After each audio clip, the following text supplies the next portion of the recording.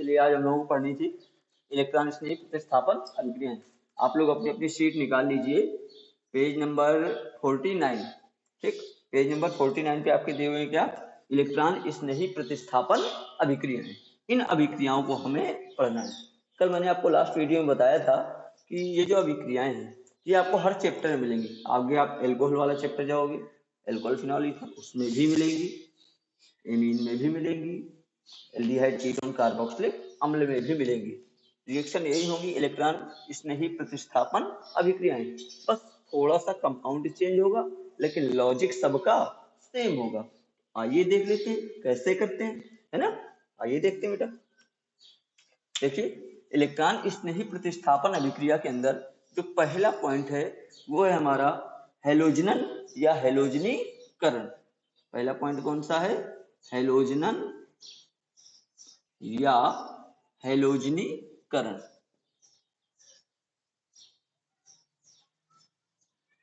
यही हेडिंग हर पॉइंट हर उसमें हर चैप्टर में मिलेंगे हमें।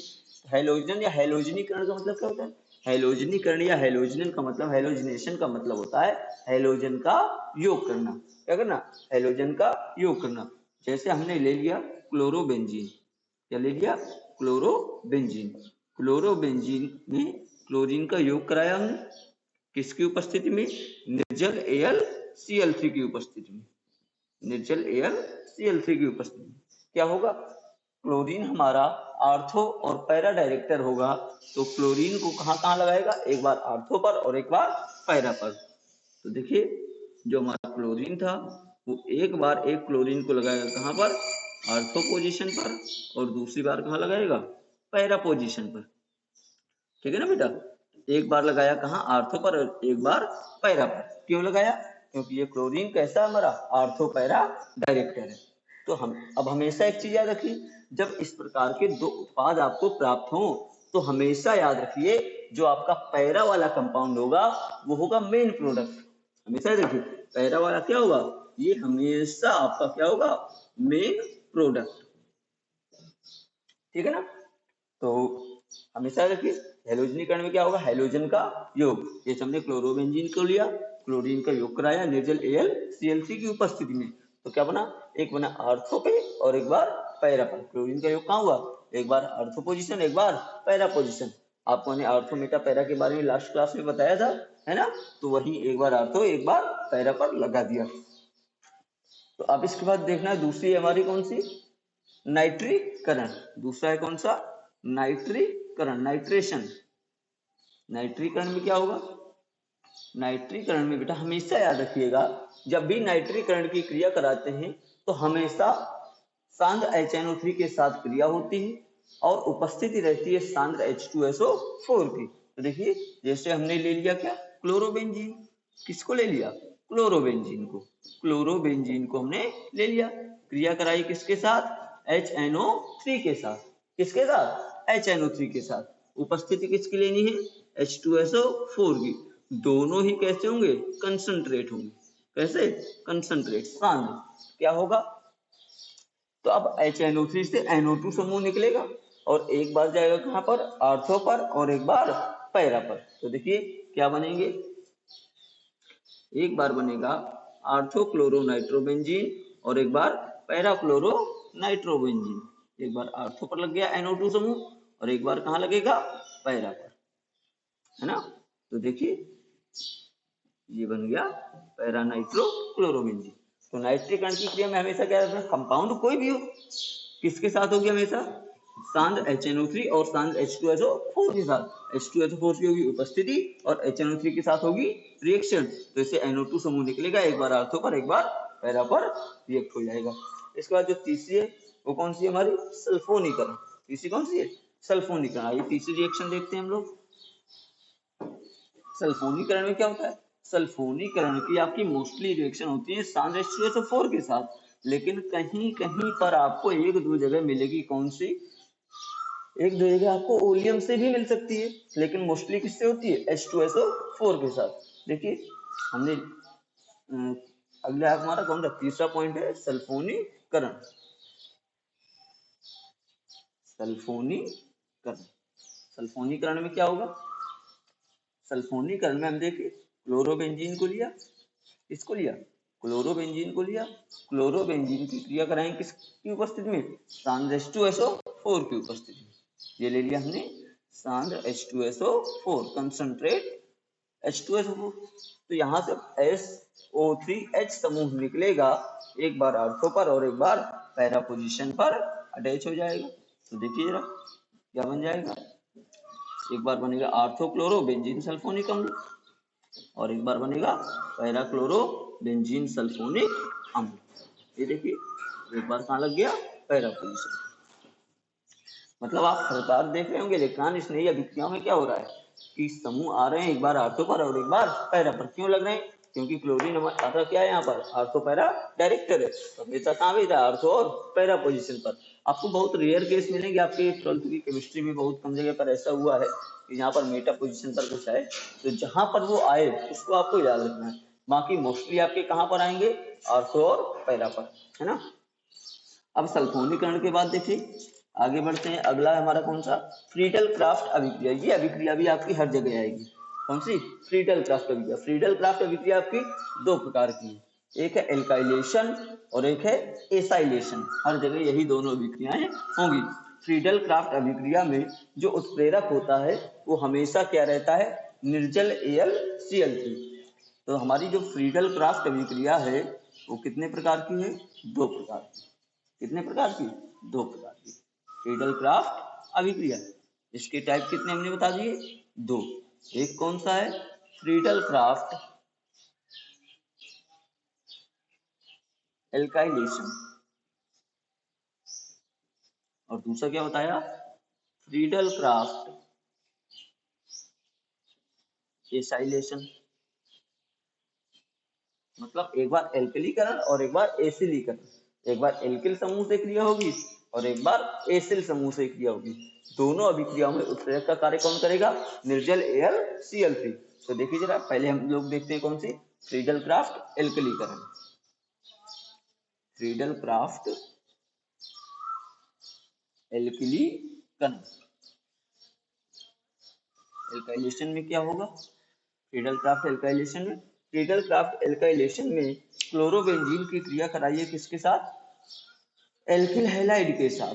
किसके साथ कराएंगे, एल्किल हैलाइड के साथ। आइए कराते हैं। इसकी क्रिया हमने कराई किसके साथ, CH3Cl के साथ। किसके साथ कराई, CH3Cl के साथ, एल्किल हैलाइड के साथ। उपस्थिति किसकी लेंगे, हमेशा याद रखिए निर्जल AlCl3। निर्जल AlCl3 फ्रीडल क्राफ्ट अभिक्रिया का उत्प्रेरक है, कैटेलिस्ट है। हमेशा इसी को यूज करते हैं हम लोग। कभी आपसे पूछ भी सकता है एक नंबर में ऑप्शनल क्वेश्चन या कंपटीशन में पूछ सकता है, फ्रीडल क्राफ्ट अभिक्रिया का उत्प्रेरक है तो हमेशा कौन सा होगा, निर्जल AlCl3।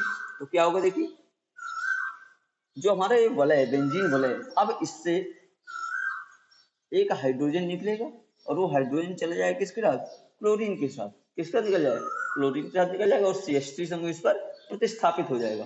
तो एक बार कहाँ आएगा, वही पुराना आर्थो पर और एक बार पैरा पर।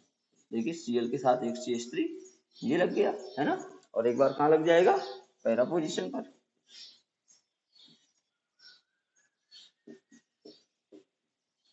ये देखिए है ना, ये हो गई क्या, फ्रीडल क्राफ्ट एल्कलीकरण। ऐसे हम लोग बात करें किसकी, फ्रीडल क्राफ्ट एसाइलेशन, एसिलीकरण की। फ्रीडल क्राफ्ट एसिलीकरण,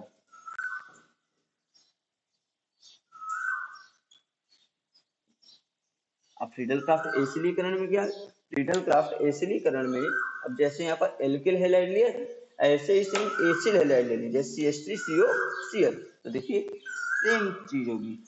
देखिए यहाँ पर हमने ले लिया क्या, क्लोरोबेंजीन, क्या ले ली, क्लोरोबेंजीन। क्रिया कराएं किससे, CH3C double bond OCl, CH3COCl को इस तरह से लिख सकते हैं, है ना।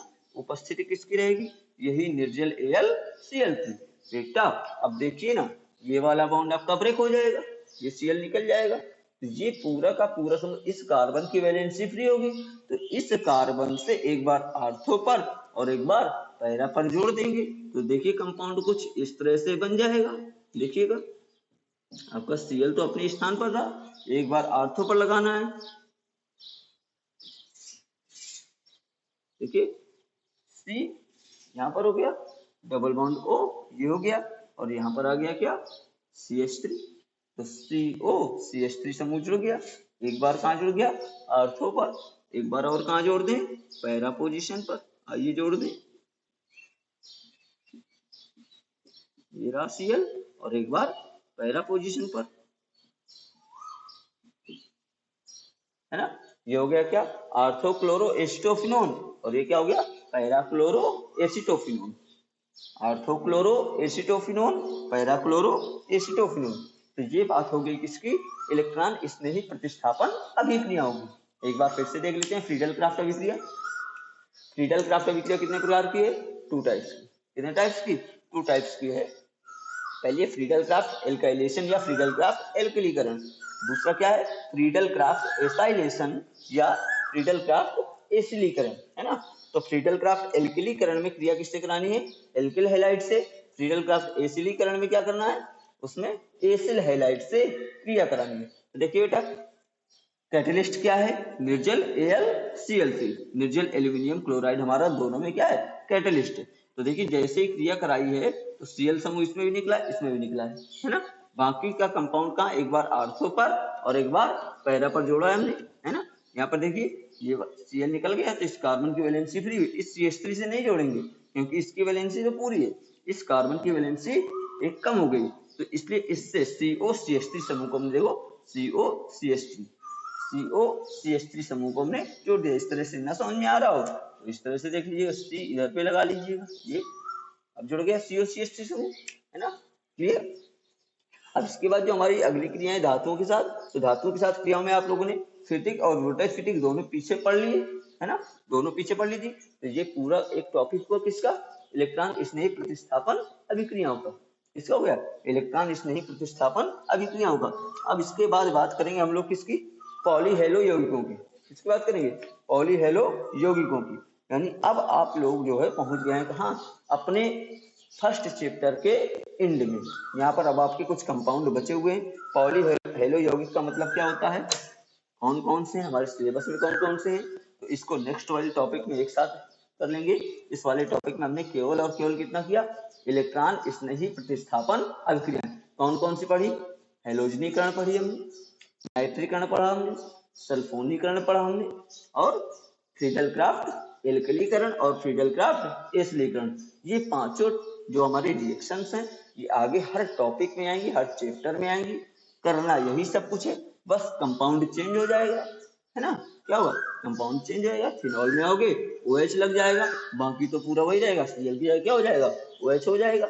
मतलब हर जगह पूरा लॉजिक यही रहना है। मतलब अगले टॉपिक से ये सारी रिएक्शन आप लोग खुद से करेंगे, है ना, ठीक, क्लियर है। तो इसको जो है आप एक बार रिवाइज कर लीजिएगा। जब नेक्स्ट वीडियो आएगा तो नेक्स्ट वीडियो में आपको दे देंगे क्या, नेक्स्ट वीडियो में देंगे पॉलीहेलो यौगिक, जो आपके क्लोरोफार्म है या अन्य जो कंपाउंड है DDT वगैरह, फ्रीऑन, ये सारे के सारे नेक्स्ट वीडियो में एक साथ आपको दे देंगे। तो आपका फर्स्ट चैप्टर हो जाएगा कंप्लीट। Okay, thank you.